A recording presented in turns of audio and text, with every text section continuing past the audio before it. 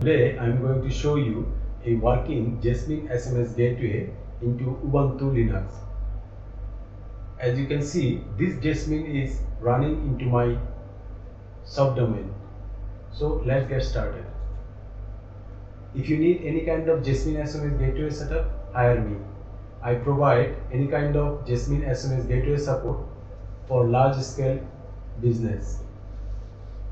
This is the Jasmin dashboard. From SMPP API, you can add SMPP. From HTTPs, you can add HTTP APIs. From user, you can add user and see the balance and SMS count. From group, you can manage all users into group.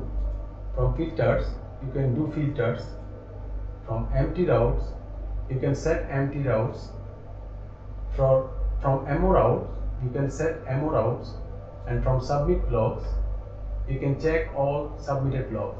If you need any kind of Jasmin SMS Gateway support, hire me. Thank you.